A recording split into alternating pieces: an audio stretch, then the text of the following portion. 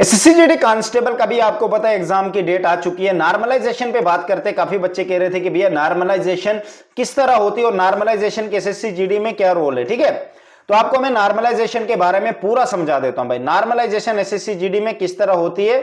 Normalisation आपका जो exam होता है उसके बाद नॉर्मलाइजेशन इंक्रीज भी होती है, कम भी होती है, एसएससी जीडी पे डिपेंड करता है। ठीक है मेरे भाई, तो आपकी नॉर्मलाइजेशन में रूल, नॉर्मलाइजेशन अल्टीमेट एक ही चीज पे होता है,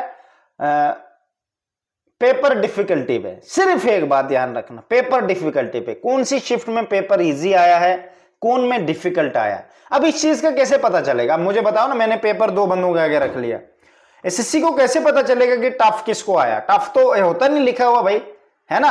अब टफ एसएससी कैसे पता करता है, जैसे आप लोग एग्जाम देते हो, ठीक है, एग्जाम में एक बच्चे ने क्या किया, एक पेपर में, एक पेपर 10 बच्चों को दिया, दूसरा पेपर भी 10 बच्चों को दिया, पर जो दूसरा पेपर 10 बच्चों को दिया उन्होंने बहुत कम कम स्कोर किया। आई डोंट नो क्यों किया, पर जो इनको दिया था इन्होंने ज्यादा कर दिया। जिन्होंने ज्यादा स्कोर किया इसका मतलब उनका पेपर इजी था। इजी था तो उनकी नॉर्मलाइजेशन माइनस में जाएगी या बराबर जाएगी। अब जिन्होंने क्वेश्चन बहुत कम किए हैं इसका मतलब उनका एग्जाम शायद टफ था। एसएससी ऐसे करता है डिफिकल्टी, इसमें तो एक फार्मूला लगता है पर मैं आपको ऊपर ऊपर से समझा रहा हूं, तो उनकी नॉर्मलाइजेशन इंक्रीज कर देता है। ठीक है, अगर आपको पेपर टफ आएगा तो रोना नहीं है मेरे भाई, पूरा दिल से करना है, आपको नॉर्मलाइजेशन में एसएससी उतने मार्क्स दे देगा। ठीक है, जिनको इजी आएगा उनके नीचे कर देगा, जिनको माइनस में भी जाते हैं, प्लस में भी बहुत ज्यादा जाते हैं। ठीक है, पर पहले बहुत ज्यादा जाते थे, 16, 15, 20, 24, 25 इतने माइनस में भी नीचे आते थे, पर अब ऐसा नहीं होता है। अब 7, 8, 9 तक जाते हैं ऊपर, 2, 3, 4 तक नीचे माइनस जाएंगे, माइनस भी जाते हैं, प्लस भी जाते हैं। अभी भी रिस्क में हो नॉर्मलाइजेशन का, इसका बहुत अच्छे से समझ लेना मेरे भाई। बहुत सारे बच्चे बाद में रोते हैं कि हमारे साथ ऐसा हुआ वैसा हुआ, ऐसा कुछ भी नहीं होता। नॉर्मलाइजेशन के रूल ही एसएससी ने ऐसे रखे हुए हैं। ठीक है, बहुत अजीब जैसा फार्मूला रखा है, मैं आपको बता भी नहीं सकता, मतलब उसको पढ़ेंगे क्या। ऐसे लिखा M11 फिर ऊपर M पता नहीं M क्या P, वो नीचे वो फार्मूला लगाते हैं। अभी तो एक एक बच्चे का चेक करते हैं, तो भाई इस बात का जरूर ध्यान रखना। ठीक है, फार्मूला जो भी हो, बस मैंने आपको समझा लिया।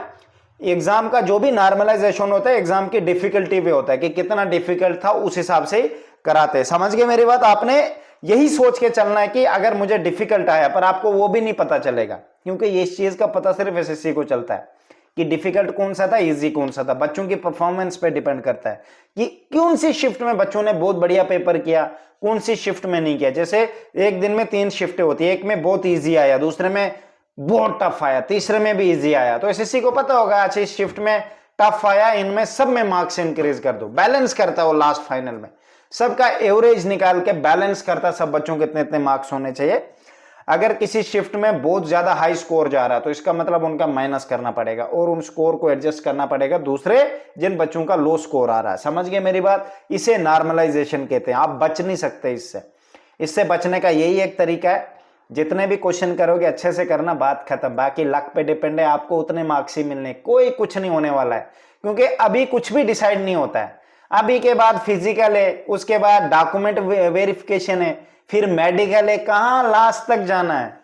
तब तक भाई इंसान की क्या क्या नहीं कर देते। और मैंने आप लोगों को कहा चलो आगे मैं हूं, फिजिकल मेडिकल डॉक्यूमेंट वेरिफिकेशन में मैं सबको गाइड करूंगा, जो जो मेरे बेच में आएगा पर्सनली करूंगा गाइड। ठीक है, नॉर्मलाइजेशन इतना ही होता है, पर आपको लोगों को इस चीज का पता होना चाहिए। नॉर्मलाइजेशन जैसे अब आपका रिजल्ट आया उसके बाद मार्क्स कुछ प्लस होते हैं, ठीक है, वो नॉर्मलाइजेशन उसको कहा जाता है। ठीक है, तो मुझे विश्वास है आप लोगों को नॉर्मलाइजेशन का समझ आ गया कि नॉर्मलाइजेशन एसएससी जीडी में किस बेस पे होती है। एग्जाम डिफिकल्टी पे होती है, आपका जो क्वेश्चन पेपर आता है उसकी डिफिकल्टी पे मैटर करता है। ठीक है, तो बेस्ट ऑफ लक।